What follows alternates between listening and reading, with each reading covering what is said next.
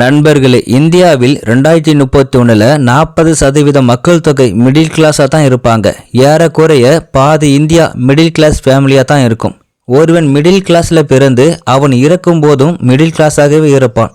அதிகமான மக்கள் ஏழ்மையாக இருப்பதற்கு என்ன காரணம் என்று நான் சொல்கிறேன்.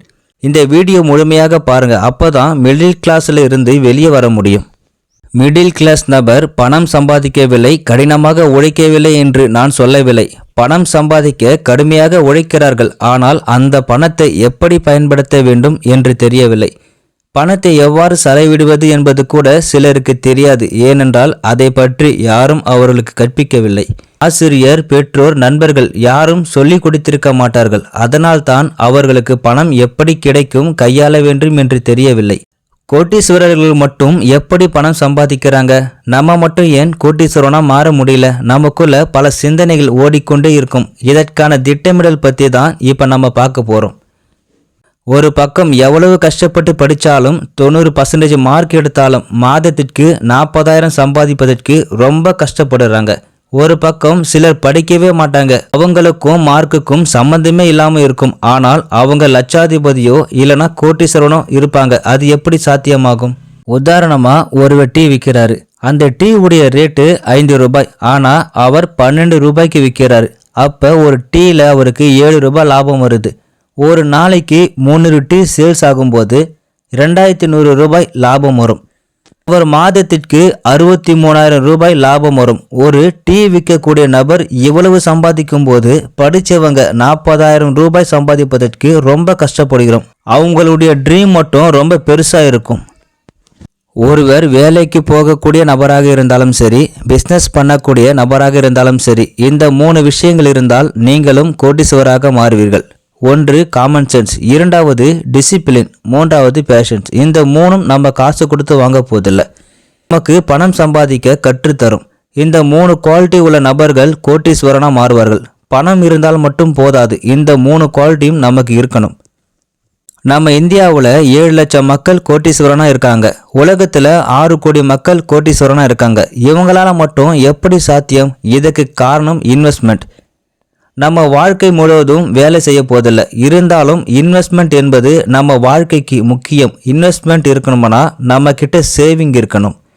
சேவிங் இருக்கணும்னா மணி மேனேஜ்மெண்ட் பற்றி தெரிஞ்சிருக்கணும். இந்த உலகத்தில் உள்ள கோட்டீஸ்வரர்களுக்கு நெட்வொர்க் இருக்கா இல்லையான்னு தெரியாது, ஃபேமிலி சப்போர்ட் இருக்கா இல்லையான்னு நமக்கு தெரியாது. இவங்க மட்டும் எப்படி கோட்டீஸ்வரனாக மாறினாங்க, இவங்க மட்டும் எப்படி அறிவை பயன்படுத்தினாங்க என்பதை பற்றி பார்க்கலாம் வாங்க.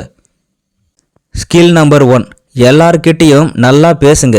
நீங்கள் இத்தனை வருஷத்துக்குள்ள இவ்வளவு சம்பாதிக்கணும் என்று உங்களுக்குன்னு டார்கெட் இருக்கும்.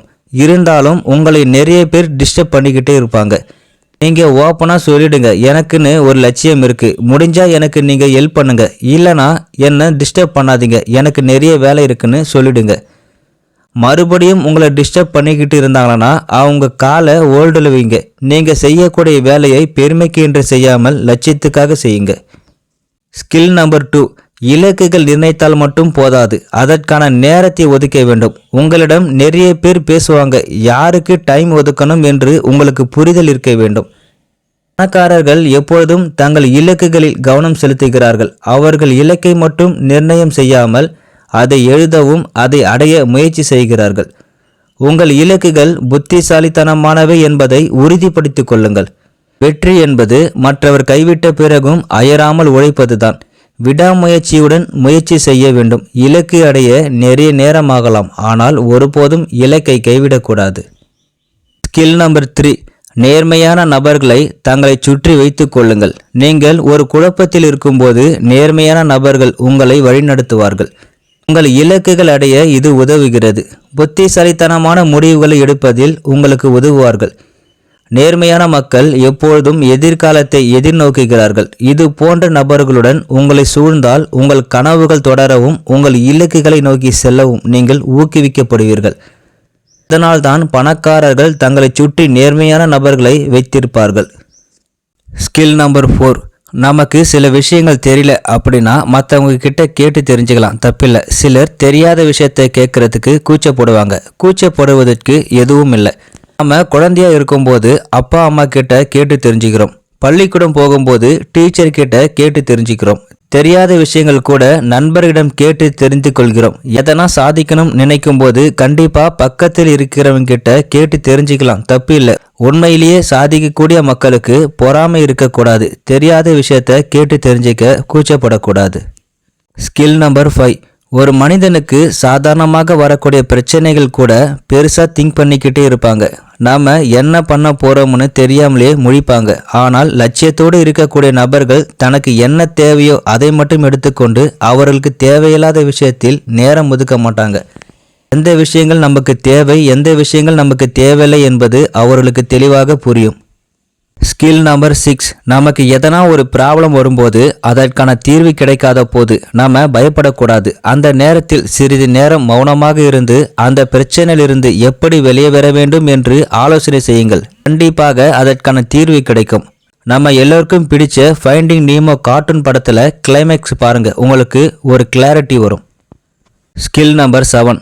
நீங்கள் பண்ணக்கூடிய தவறை சீரியஸாக பார்க்க வேண்டும். இதற்கு முன்னாடி சொன்ன எல்லா விஷயத்தையும் காட்டிலும் இது ரொம்ப முக்கியமான விஷயம். சாதாரணமான மக்கள் 2 விதமாக இருப்பாங்க. ஒரு தப்பை செஞ்சு அதை உடனே மறந்துடுவாங்க. சிலர் அந்த தப்பில் இருந்து கத்திக்கிட்டு வாழ்க்கையில் இனிமேல் இது போன்ற தவறுகள் செய்யக்கூடாது என்று நினைப்பார்கள். நம்ம 2 விஷயத்தையும் கற்றுக்கணும். தப்பு தெரியாமல் செய்யலாம், தெரிஞ்சும் செய்யலாம். ஆனால் அதிலிருந்து என்ன கற்றுக்கணும், நமக்கு தெரிஞ்சிருக்கணும். அந்த தப்பு மறுபடியும் நம்ம செய்யக்கூடாது.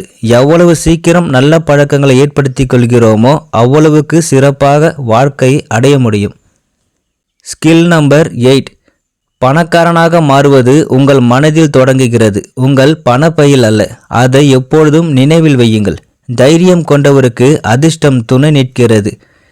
எனவே நீங்கள் அதிர்ஷ்டத்தை வேட்டையாடுவதற்கு முன் ஒரு பணக்கார மனநிலையை உருவாக்குங்கள். பணக்காரர்கள் தினசரி செய்யக்கூடிய பழக்கங்கள் என்னவென்று தெரியுமா? வாங்க பார்க்கலாம். 1. பணக்காரர்கள் அவர்கள் ஆரோக்கியத்தை மதிக்கிறார்கள். நீங்கள் ஆரோக்கியமாகவும் சுறுசுறுப்பாகவும் உங்கள் வாழ்க்கையில் கடைபிடித்தால் மருத்துவ செலவை சேமிக்கலாம். 2. பணக்காரர்கள் தங்கள் நேரத்தை மதிக்கிறார்கள். பணத்தால் வாங்க முடியாத ஒரே விஷயம் நேரம் என்பதை அவர்கள் புரிந்து கொள்கிறார்கள். நேரம் என்பது பணம் என்பதையும் புரிந்து கொள்கிறார்கள். 3. பணக்காரர்கள் தொடர்ந்து கற்றுக்கொண்டே இருப்பார்கள். உடலுக்கு எப்படி உடல் பயிற்சியோ வாசிப்பு மனதுக்குத்தான் என்பதை நாம் அனைவரும் அறிவோம். 4. தினசரி செய்ய வேண்டிய பட்டியலை உருவாக்குவார்கள். 5. அதிர்ஷ்டத்தை நம்ப மாட்டார்கள். அதுக்கு மாறாக பழக்கங்களும் செயல்களும் அதிர்ஷ்டத்திற்கான வாய்ப்பை உருவாக்குகிறார்கள். கடின உழைப்பு அதிர்ஷ்டத்தை உருவாக்குகிறது என்று நம்புகிறார்கள். 6. தங்களுடைய இலக்குகளில் எப்பொழுதும் கவனம் செலுத்துவார்கள். இலக்கை மட்டும் நிர்ணயம் செய்யாமல் அதை எழுதவும் அதை அடையவும் முயற்சி செய்கிறார்கள். 7. எப்பொழுதும் விடாமுயற்சியுடன் இருப்பார்கள். இது கடினமாகவும் இருக்கலாம் அல்லது இறுதியில் இலக்கை அடைய நிறைய நேரமாகலாம். ஆனால் அவர்கள் ஒருபோதும் கைவிட மாட்டார்கள். 8. அவர்கள் வெற்றி பெற ஒரே எண்ணம் கொண்ட நபர்களுடன் இருப்பார்கள். அதனால் அவர்களுக்கு புதிய மற்றும் அற்புதமான யோசனைகளும் வழிவகுக்கும். 9. நேர்மையான நபர்களை தங்களை சுற்றி வைத்திருப்பார்கள். 10. நேர்மையான நன்றியை வெளிப்படுத்துவதில் சிறந்து விளங்குவார்கள். தோல்விதான் வெற்றியின் ரகசியம். ஒருவர் செய்யும் முயற்சியின் பலனே வெற்றி வெளிப்படும். முயற்சிக்கு முற்றுப்புள்ளி வைக்கும் போதுதான் ஒருவன் தோல்வி அடைகிறான். விடாமுயற்சி செய்பவர்கள் என்றும் தோல்வி அடைவதில்லை. இடைநிறைந்த பாதையிலும் தடையில்லா முயற்சிகளை மேற்கொண்டு சாதனை படைப்போம். நீங்கள் கண்டிப்பாக வெற்றி பெறுவீர்கள். வெற்றி நிச்சயம். இந்த வீடியோ உங்களுக்கு பிடிச்சிருந்தா மறக்காம என்னோட சேனல் லைக் பண்ணுங்க, ஷேர் பண்ணுங்க, சப்ஸ்கிரைப் பண்ணுங்க. நன்றி, வணக்கம்.